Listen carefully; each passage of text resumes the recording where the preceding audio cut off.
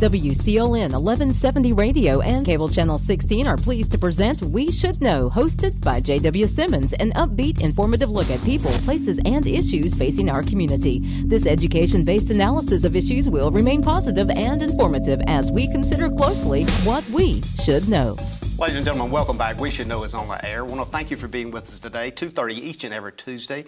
Coming to you from Star Communications, Channel 16. Also, WCLN Radio, every Tuesday, 2:30. There's a summation in the Sampson Weekly newspaper in case you miss either one of those. And then, of course, later the show is uploaded to YouTube. We encourage you to watch these shows. I'll say email us. Give us some ideas on things you want to hear more about. And one of those things that you want to hear more about that you've already told us is something about education. And anybody that knows anything about education in this county would be the chairman of the Board of Education, Kim Schmidlin. Kim, I want to thank you for being with us today. Sure, it's a pleasure. Thank you for having me. When I look at you, and I did a little bit of research, you have many titles. You're also president of a company called Carolina Therapy. Yes, I am. You're a mother. You're a wife. It's been a challenge, should I say, in many ways to get you here simply because you have so much going on. With all of these things, just three that I mentioned, how do you juggle that, and where does the importance factor come in for you? What's critical for you? I have really good support at home. I have a wonderful husband who has always been extremely supportive. He understands my desire for service beyond our family and beyond even my work schedule, and that does extend into my church, and it also extends into my passion for education. And also into our community. I have been very active in the Plainview community with a park project. So I just have to multitask, and I really just try to make some time for everything within the week, and that has tended to work well for me. Well, I want to thank you, and I think probably on behalf of many people, for accepting the challenge of the Sampson County School Board, particularly this challenge as board chair. I can think of nothing now that gets more publicity than education. Maybe education and criminal justice is the two key issues, and it's interesting they both fall in that particular area. When we think about education, one of the things that comes to play, and of course Dr. Eric Bracey has been a guest here many times, but one of the things that always comes to play is this sense of ruralness versus the sense of urban schools. And how do we maintain balance and clarity to understand that no matter where you live, you should have at least the opportunity for equality in education? And is there anything like equality in education? I think it's difficult because of the way our structure is from the state of North Carolina. The larger, more urban areas are advantaged when it comes to funding. So it creates more challenges for us as a rural school system. But I will say that our Board of Education has been very, very fiscally responsible. I think that because we are on a smaller budget, we really look at how every dollar is spent, and we try to make sure that it has as much impact as possible. So while we don't get as many dollars per pupil, and I wish that there was more that we could do about that, I do think that we make the very best of every dollar we get. One of the things that has been, I guess, portrayed in local media here is the effort you guys have made in visiting local school sites. Yes. And I think most recently one of those school sites was the Hopton School area and the age and so forth of the Hopton School District. I'll pose this question in this way. There was one quote in one of those articles that indicated that, quote, the bones of the school are still solid. I thought it was an interesting quote. I'm not sure who said that. But with that said, is there a potential or even a possibility that there could be a bond referendum passed? And, as I've asked the county manager this a number of times, would it have to be a county-wide bond referendum for the citizens to pass to build new schools? And of course, I think it goes forward to say that we're probably looking at a $50 to $100 million referendum. Sure. I think that the county commissioners have been very committed to keeping taxes down, which I applaud. So I do think for that reason it is going to be put back probably on the taxpayers as to what they're willing to fund. I'm not sure exactly the age of the school system, the actual buildings in Clinton City, but we have 3 old school buildings in Sampson County Schools, and my plan as the new chair of the Board of Education is to actually do a walkthrough tour of all 3 of those. We did start at Hobton High School. Next we will go to Roseboro-Salemburg Middle School, and then we're going to end up at Hargrove. So 2 of those older schools are in the Hobton district. I think I speak for the Board of Education in saying that in terms of new construction, we feel like that is the community that needs a new school the most. And the needs are great when it comes to keeping our schools up. And it's hard when they were built before 1950. The needs are tremendous. And Mark Hammond, who's our plant operations manager, he's the one who said the bones of the old schools are good. And I've always heard, you know, quotes from my parents about older homes. A lot of times the appliances and actually the structures are more solid than what we have today. I think there's a lot of evidence for that. Yeah, so I think that our schools certainly bear that out, but it is difficult to keep up with just the constant maintenance. And we want all of our schools to have equity in the place they go to schools as much as we can. So, how much of this is kind of the responsibility of the parents and citizens in the school district? I mean, how much support do you need as board chair to get the encouragement of those people to move forward with building or bond referendums or those kinds of things? Because obviously you can only be a voice for many people in the county. One person can't do it. And oftentimes when I look at where we are with education, it gets back to a fundamental I recall back in the 60s. You know, it always starts at home. And it always starts at home with everything. So if there's support mechanisms built in, does that make your job easier? Do you have a pathway to suggest to folks? Let's talk about that a bit. Okay. Well, I think it absolutely starts at home. And if we were to get funding for a new school, it would have to be something that the entire county supported. And I think when you're talking about one new school or potentially 2 or 3 new buildings that might be scattered around, if there was a new building in Clinton and then there were, you know, 1 maybe new public school and then an additional facility in the county, you have to get people on board from across the county to support that bond referendum. And I think it's difficult. You know, people want to know what's in it for me. And so it's a challenge, I think, when you are saying that new construction is only going to one part of the county. So I think it would take a tremendous amount of education, and we would have to really beat the streets and work hard in order to get the support of the taxpayers. Some time ago, some decades ago rather, there were schools built, high schools built in the county to include a school down south in the Harrells area, and then the one in Midway, and then Lakewood. There are folks that would say, well, Hopton is in a position that their expectation was there that they would be a school. However, I remember at that same time there was a big conversation about consolidation of high schools and building maybe one mega high school in the northern end of the county and one mega high school in the southern portion of the county somewhere. Did we miss it at that time? I was not on the Board of Education at that time, so you know, it's difficult for me to be in a position to speak for what they were thinking. But I certainly think, based on, you mentioned earlier, the urbanization of yes. North Carolina, and I think across the United States we're seeing that. It's funny, my mom and I were talking just a few minutes ago on my way here, and I believe that that trend will turn, but I think it may be a decade or 2 away. So in this interim period of time, I think we're going to continue to struggle with, you know, school system potentially losing some enrollment. So how does that play into what you're saying? Personally now, I wish that they had gone in that direction. I think it would have made a lot of sense for our county to have 3 high schools instead of 5 high schools. But, you know, have we missed the window for that? Probably.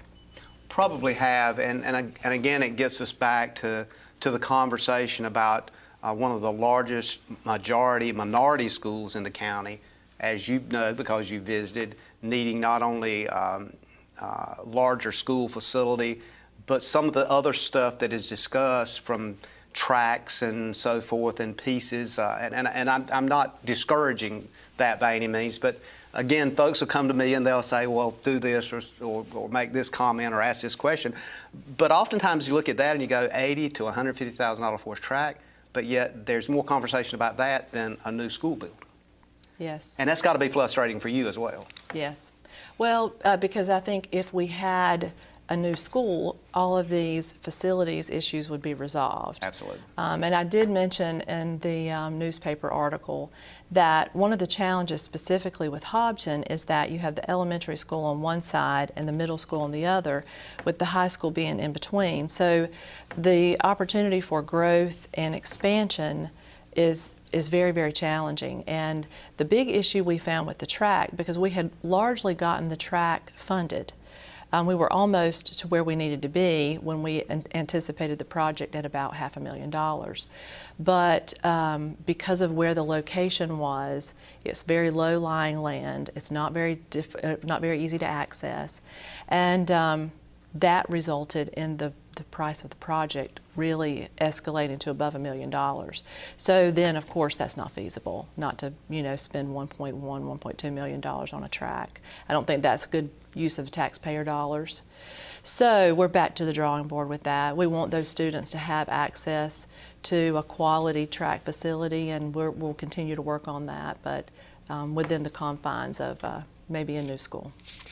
We're going to take a break. Ladies and gentlemen, we're going to take a quick break. We'll be back in a moment with Chairwoman Kim. Experiencing slow internet? If you have a fast internet package, the problem is most likely your wireless router. With more devices using Wi-Fi, your wireless router may not be able to deliver the speed and coverage you need. We now have the leading solution to enhance your internet experience. Using small devices in a mesh network, these Wi-Fi appliances cover just about any size home so that all your devices can operate to their fullest potential. Whole home Wi-Fi from Star Communications. Get the most out of your internet connection.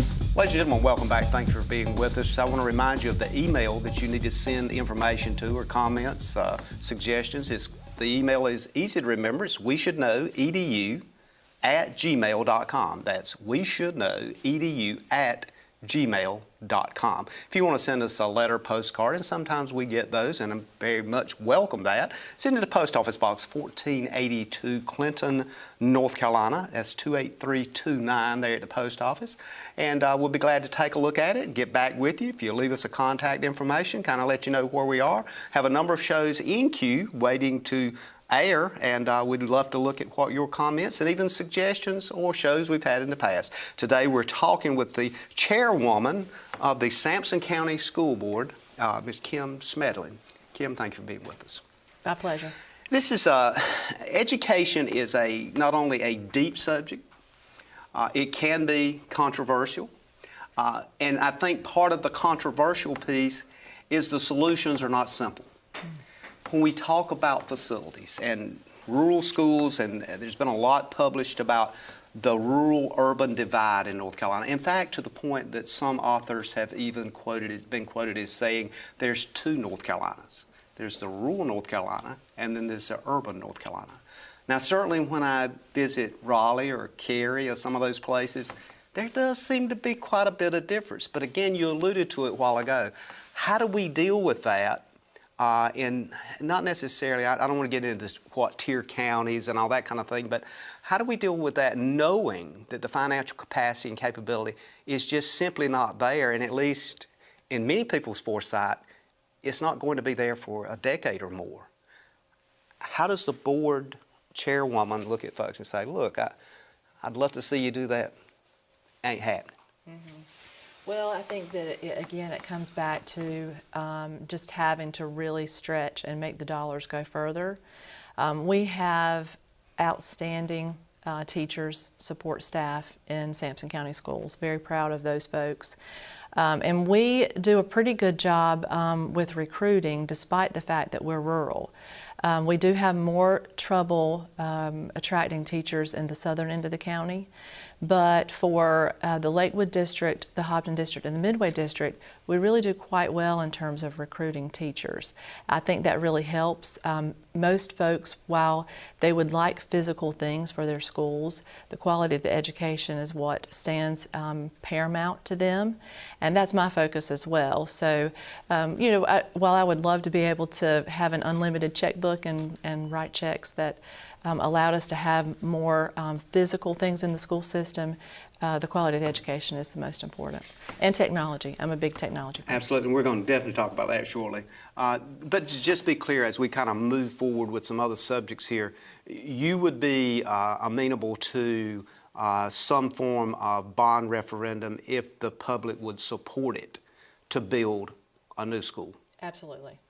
So, and I think a lot of people just don't come right out and just get a yes or no answer on that, because truly if the school board was not going to support it, then there would be little or no need for anybody to gin up interest. Would you agree with that? I would agree. Okay. So let's talk about some other things, and that's the key question. And the reason I asked that question that way and got you to answer is because when somebody says something, I'm going to say, you heard school board, now get it done.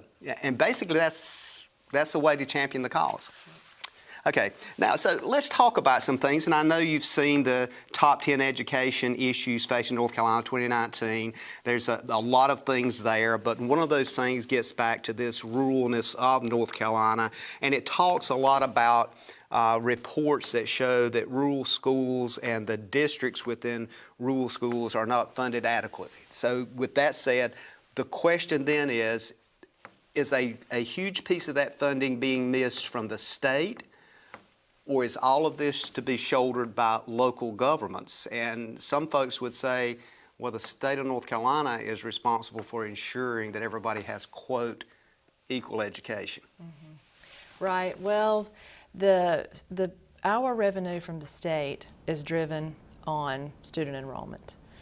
And there's no inequity in how they distribute their funds. It is purely based on enrollment.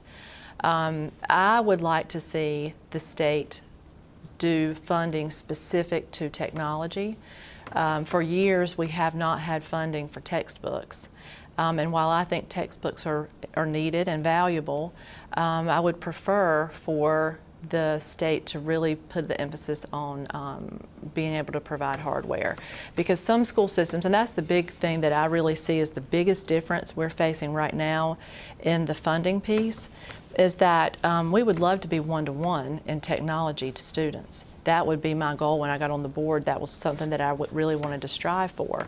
But it's very, very expensive to be able to do that, and to hire the personnel, to train your teachers to be able to really incorporate technology in the classroom in a greater and more effective way, as well as supporting the technology itself, which, you know, breaks and gets older. And so if I could sit down, and I have several times with several Congress people from North Carolina, that's what I would say is the biggest need. Earmark funds for technology and give us some money we can spend specifically in that way. It's interesting you mentioned that, because one of the key issues as far as achievements for North Carolina schools, particularly in rural areas, is broadband and that ability to be able to connect to something. And I'm hoping that, I think everybody is aware of that. The idea is, how do we plow that, quote, fiber, and is that going to be the key asset, or is it going to be some asset that is going to come to us from space with satellites and those kinds of things? Elon Musk, as many folks probably have heard, has already put up a number of satellites that says he's going to cover rural areas. I think it's somewhere around 400 or 500 he's already put up. Amazon has also jumped into that. Where does your mind go when you think of that? We have to be competitive.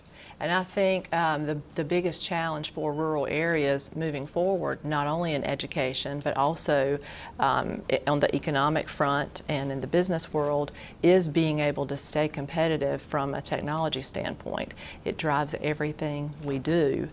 In my opinion on technology in the school system is that is the big equalizer. For a student who does not have access to technology at home, for a student who's from a disadvantaged socioeconomic area, and we are a school system that has a lot of those students, when you give them access to the world through technology, you level the playing field for those students. And so if I could advocate for anything, technology is definitely the area that I'd like to see us focus on. We do have a lot of those disadvantaged in the sense of financial disadvantagement, and then we have a huge number of students that are language challenged when they get into the school system. To communicate with the parents sometimes is challenged for the teachers. How does that work in to connect itself with technology? Because in essence, we're talking about various kinds of tablets, things they could actually take home with them, that they could have some ownership in, that they could read the book, they could do homework, they could do math projects. You know, we're looking, depending on what would happen, anywhere from $1,000, give or take, dollars per student to ensure they had that access. That's right. That's the number we use, is $1,000 per student per device. And the goal would be that we would be able to offer devices that students could take home. So right now, within the county, we have a pretty good number of devices, but they're spread out around the county. We have so many that are for our administrators and so many that are for our students. And we don't have students that are flexible in the way of being able to allow the student to take them home. So that's something we would like to move towards. I think that would be, from what I've heard from a lot of folks, a huge assistance for teachers as well that are trying to find a pathway to communicate more effectively with folks that are from countries, second language countries, that are still trying to, affiliate themselves positively with English and that kind of thing. So that seems to be not only a positive thing, but is that something that is feasible in the near future, or something that is still in yonder land when it comes to financial capacity? For us, it is in yonder land. Yeah. Yeah, unfortunately, the one-to-one is not something that we can fiscally achieve. Well, we don't have this year's state budget, but I would say it's not within reach this year. And I would see that without any special funding from state of North Carolina, it's going to remain out of reach for us for several years. And that funding from the state level, and even the funds that are brought in as it relates to the lottery system, and I want to talk about that a bit maybe after we come back from break, but that seems to be a part of kind of a world of fuzziness, if that's a word to use here, where folks are a little bit unsure of what all those funds are. I mean, they see the money going through, but then when I talk with the folks from the lottery, they tout how much money they've rendered to the state, but then when I talk about the actuality of that, when it gets to local areas, I don't hear a lot of, if I hear anything hitting, it's change more than anything else. That's right. So I think the intentions were good with the lottery, but the funds were overextended.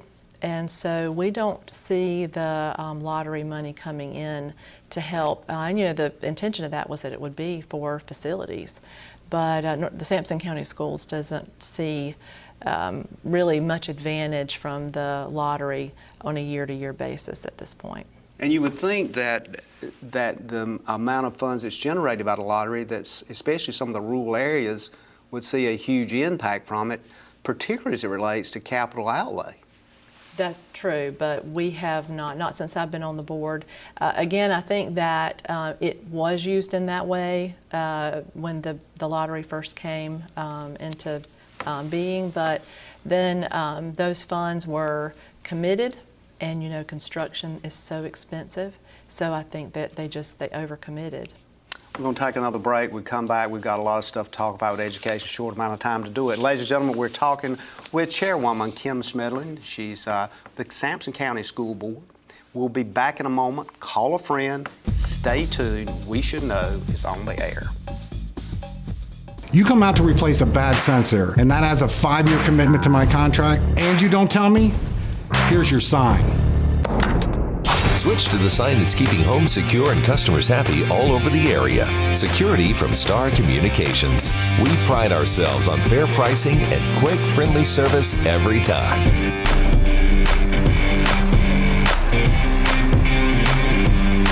Somebody trying to break into this place? Security from Star Communications. Ladies and gentlemen, welcome back. Again, thank you for being with us. We're about halfway to the show today. It's called We Should Know, each and every week at 2:30. We come to you on 3 different mediums: cable TV, Star Communications Channel 16, WCLN Radio, covering about 8 or 10 counties here in eastern North Carolina. Also, there's a summation in the Sampson Weekly newspaper. Today we're talking about something that's very near and dear to everyone's hearts, and that's our children. In the form of that conversation is the chairwoman of the Sampson County School Board, Kim Schmidlin. Kim, I don't know anything that will pull the heartstring any more than children. Right. I agree. It's, I mean, you're a mother. Hey, I'm a grandpa, so I've got it coming from every direction. Let's talk about that as one of the core values of what we all look at. I think we all, parents, school board folks, legislators, would agree that that's one of the key things that we probably should talk more about is the children. One of the issues we face in many areas is just simply the word poverty. Now, that doesn't mean that that's a negative thing in the sense of that child's capability or capacity, but it's just another challenge, and sometimes huge challenge, for kids when they show up in that classroom. And oftentimes in rural areas, the percentages tend to be a bit higher, or in some cases much higher, than some of our urban areas. Yes. Give us your observation of that and some thoughts of how we can help with that. And when I say we, collectively, everyone in this family of public school attendees. Well, the challenges are unique, I think, for the economically disadvantaged student. They, generally speaking, the support at home is lower. We have a more difficult time with parental engagement for students who are economically disadvantaged. And you're right that the intellect many times is there for the student, but the challenges that they face at home make accessing their curriculum and being engaged and present in the school day much more challenging. You know, if their parents are not there because they are working multiple jobs and they're not there to help with homework, if the student is worried about how, you know, when they're going to be able to eat and whether they get supported with sleep at night and get a good night's rest. Those things certainly impact a child educationally. We also see with students who are in lower socioeconomic areas a greater need for special education services. So I think that's one way the school system can really get involved with these students. I'm a speech-language pathologist, very, very passionate about services for birth to 5. I believe in early intervention as a way to offset some of the challenges that our students who are economically disadvantaged face. And I've seen it work. You know, you can identify early needs within a child that will impact their learning, and the earlier you get involved and work to help that child overcome those challenges, then when they hopefully enter kindergarten, they're much more capable to participate and access their curriculum. Let's kind of tie that to teachers, and you spoke a while ago to the good news is that we're able to get qualified teachers in rural areas. Unfortunately, that does not necessarily attribute itself to other things that goes on here. According to medical folks, sometimes it's hard for us to get doctors here, and it has a lot to do with proximity to I should say, assets. You know, we don't have a lot of fresh markets or Whole Foods and that kind of thing. And if somebody's looking for that, most likely they're going to go somewhere else. So when we look at teachers, the kinds of discrepancies typically fall in local subsidies. So, for example, Wake County obviously pays teacher subsidies a whole lot more than Sampson County. And you said a while ago, of course, most folks would say, wait a minute, we don't want a tax increase if we got to pay teacher subsidies. Is that a box that we just can't get out of? Is there no way out of the fact that if we want to increase either the number of teachers or continue to improve our teachers or continue to offer teacher opportunities, that somehow we've got to sit down and say the nickels have got to come together? Yes. Well, the subsidies that we offer do make a difference, absolutely, in attracting qualified staff.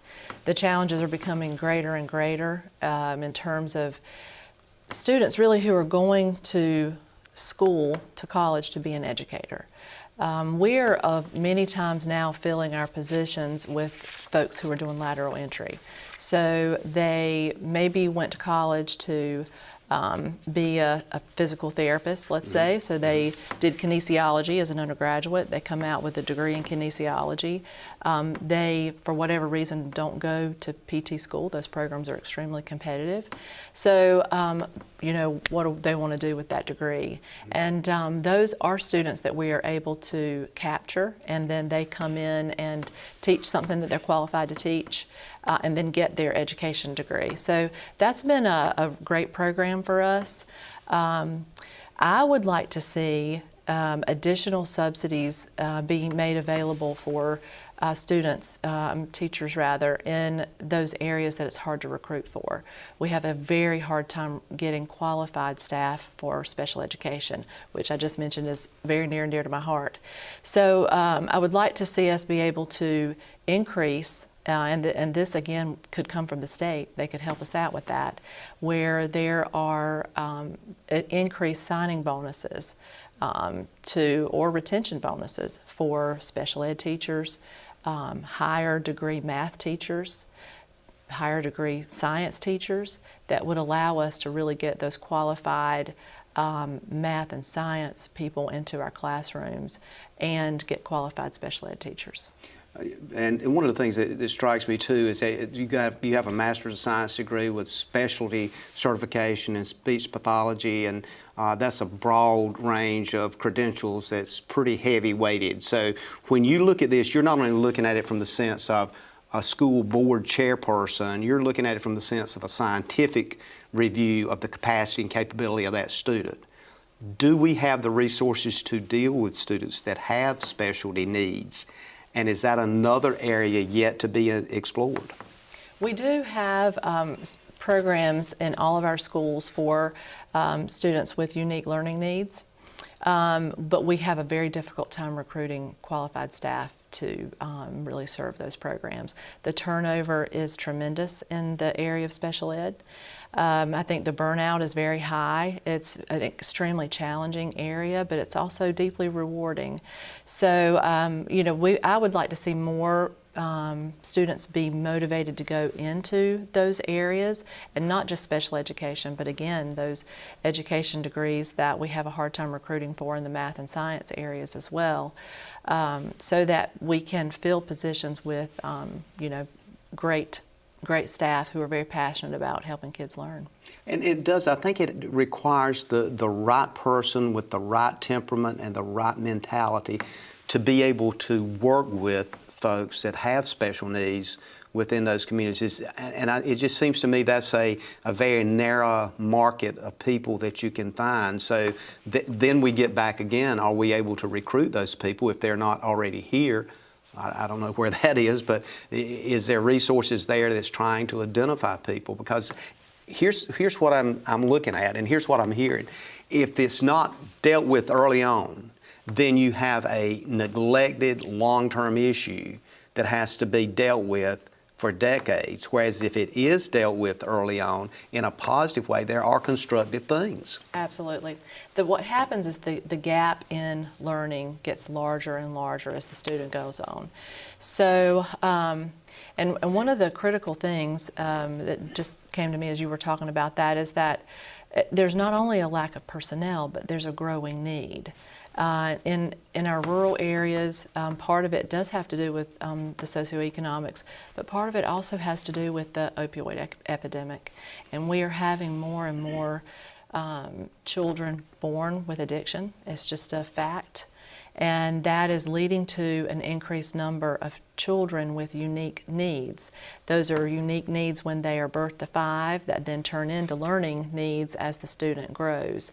So you were looking at a special ed population when my mother was a special education teacher. That was very contained to really an exploding number of students with unique learning needs. And that makes a huge difference, because if you sit down and think about it, somebody that has a relative, not only academic background, but credentials in dealing with those kinds of things, are more apt to be able to adjust and recognize what that child needs, rather than just in a room with someone and they're saying, well, just spin this top for the next 8 hours and then you go home. That's right. Because there's constructive science behind that. Absolutely. And oftentimes what manifests itself as a child who is unable to learn is just a child that has unique ways of learning. And some of that does come from ADHD. Absolutely. Just difficulty focusing, difficulty with attention. Auditory processing disorders, which means they process what you're saying, but they do it at a slow rate. So you have a teacher who's teaching at a normal rate, they're getting about half of what's being said. So if you identify the need and you put an intervention in place, then that helps the child through whatever mechanism that you put in place to be able to learn, to offset that so that they are learning at a different pace than the child who, can listen to the teacher and keep And you up. can measure it. Absolutely, yes. There are ways. I think that's where we mess up. We are not able to measure if there is progress. Right. Yes. So I think identification is just the really big thing. And I am, again, I'll go back to the birth to 5 thing. I really work hard with physicians in terms of making them aware of the challenges that we're seeing, and if we get these things identified and we put an intervention in place, then hopefully we can really help those children be able to learn in a better way. We're going to take another break and we'll be back. Ladies and gentlemen, we'll be back in a moment. We're talking with Chairwoman Kim Schmidlin, Sampson County School Board. Call a friend, stay tuned. We're coming up on the last segment.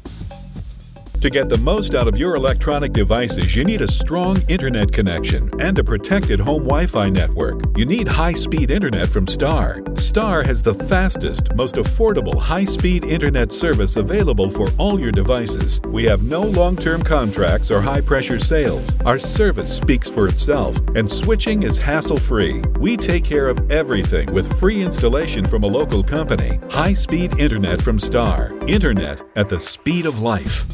Ladies and gentlemen, welcome back. Again, thank you for being with us. We're coming up on the last segment of the show today. It's called We Should Know. If you haven't just turned your radio on and you're just picking us up, this is the 4th segment of a show that happens each and every week at 2:30.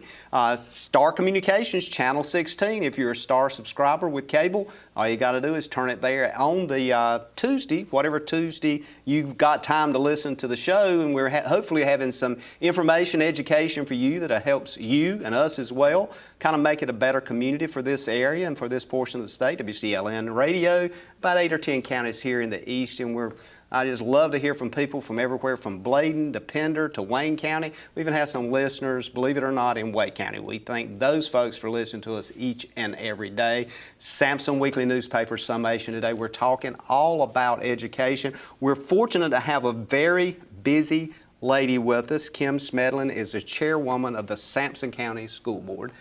Kim, you're chairwoman, as I said in the opening. You're president of a very successful moving company that covers multiple counties here in the East called Carolina Therapy.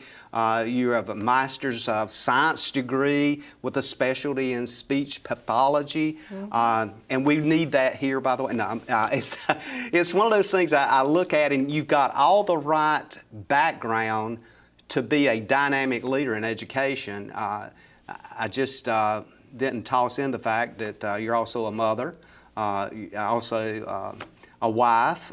You somehow weave that together. As we're talking about education, sometimes schools get recognized, sometimes they have opportunities. Hopton High School has an opportunity, I think you're aware of, with the band, May 25th, 2020. The opportunity is they would be the band recognized from North Carolina, the whole state, to go to the Memorial Day Parade in Washington, D.C. Jeffrey Tart is levitating over this. He's all about band. He's all in. And we had him on a while back. I talked to him just this past week. Their fundraising activities has started off great. They were looking at $60,000 to try to raise to take all of these kids up there. They're trying to make as much as they can so the kids have very minimal out-of-pocket expense. So the $60,000 would cover everything from travel to, my understanding, to uniforms, anything that they need to make this a splash. Give us some ideas on maybe what not only he is doing, but what kind of push or help the school board chairwoman could give him the directions. We are certainly behind Hopton High School. They have an amazing band program, very supportive of that. This is so exciting for them that they have an opportunity to go to our nation's capital and represent not only Sampson County, but the state of North Carolina. So we need everybody to get behind this effort and really not only support it from a personal standpoint, but find businesses that can put some support behind this band and show them that that we're proud of them, but also we do want every single student to be able to participate, regardless of whether they can afford to do it or not, and to be able to go to our nation's capital and enjoy this wonderful opportunity. Absolutely, and I want to give folks the telephone number that you can reach Jeffrey or somebody at Hopton. It's 910-594-0242, that's 0242, and the email address is hoptonbands, that's plural, hoptonbands, at hotmail.com. And contact Jeffrey Tart there. Ask how you can engage. You may have already received something on this, but reality is this thing called time is moving swiftly, and I think from what I was understanding from him, he would love to see more industry and business engaged in being sponsors in this event. And you can see, you can actually see this. I think it's televised on public TV, and it'll be a big event. It'll be worldwide, so folks all over the world will be seeing it. In North Carolina, one band, Hopton High School, right here from your school district. So That's right. It's going to be a big deal. I want to segue again now back to some of the rural schools, and let's talk about some of the things that can be done, and this is part, again, of a number of studies that occurred. But one of those things was that can be done, that rural schools can do, is foster strong relationships with other districts to pool resources and knowledge. And when I'm looking at that statement, I'm thinking in terms of other districts, meaning other areas. For example, where we join Cumberland or Bladen or Pender or those kinds of things. Do we see ourselves in a sense of autonomy when we look at our local resources and local schools that we're not expanding, or are we missing something, or are we expanding? We do try to collaborate with our school board partners that are within the area, and you missed one that's right here, Clinton City. Absolutely. And we've worked very hard to try to work hand in glove with Clinton City on joint initiatives. One of those is our early college high school that we do together. And so I do think collaborations are very, very good. I try to attend events where I meet other board members and other chair and vice chair folks and hear what are they doing, what things are working. And I'll tell you that a lot of people have been asking what we're doing in Sampson County Schools because we have had some really good results. This year we're 16th in the state in terms of our testing, and we've had a very good run for the last few years on testing. So, you know, while we always want to strive to do better, and I think there's always room to do that, I think what we were talking about earlier about using every dollar that we have towards education and making it go as far as we can, I think that we do see the results of that in how well our students perform. You mentioned testing, and you're exactly right. Dr. Bracey has mentioned that a number of times on the show. What can we attribute that to, and can we understand it enough to know what we're doing, keep doing that, or how do we expand on what we're doing to your term, continue that run? I think when students first start the school year, it's very important to get a good idea of where they are in learning. And every student does learn differently. They access information differently, they process it differently, and that results in different learning styles. So I do think that our teacher, and that has come from Dr. Bracey and from our instructional support staff, have really encouraged the beginning of the year, understanding your students, understanding how to best help them learn, where are the gaps in their learning, and how can we close those gaps, and sometimes they are in years past. So that means digging into where the problems were with the child's learning, help them to then catch up to where they are so they can move forward. And I think that our teachers have been very effective in that way of not expecting every student to perform the same way, but rather figure out where a student is now and how do you help them perform better based over where they currently are. I think you mentioned something also that I wanted to kind of circle back. Clinton City Schools has always been an interesting anomaly to a lot of folks, because I think we're something like at one time 5 counties out of all the counties in the state that had dual school systems. Yes. And it's been discussed not only with legislators but school board members and others. Is this a good thing? I know Dr. Linda Brunson is she's the board chair of the city schools. Great lady. We're fortunate to have some great ladies running things around here. But and it's something I have not talked with them about. Mm-hmm. But I think there's some sense of uniqueness in that, and there's both pluses and possibly minuses. Yeah, I mean I don't know really what the pluses would be for Sampson County Schools. I think that it's largely, I consider it a disadvantage. Mm-hmm. Because the way I see it is that if we were a combined school system, we would be able to combine all of our assets. Mm-hmm. And that certainly means more for all of our students. But, you know, this system was put in, you know, in a long time ago. When I was in the school system, we were separate. So I guess, you know, this is a very long-standing issue. It is. So, you know, I don't know that that's anything that we will overcome, but, you know, I enjoy working with Clinton City Schools and definitely want to see us continue in a great partnership. But, you know, in terms of the separation, we are one of a few around the state that do have that. And, you know, it certainly means that all the resources have to get split there. So. And I think part of the fear is, let me backtrack that word fear, part of the concern is that a consolidation would mean reduction in some sense of what the city of Clinton and what the contributors of the city of Clinton has built with the Clinton City School system. Mm-hmm.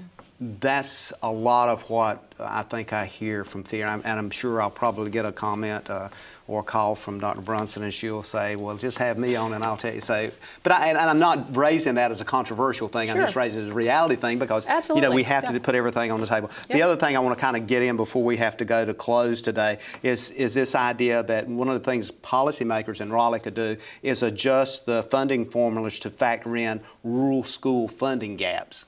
Is that a real issue?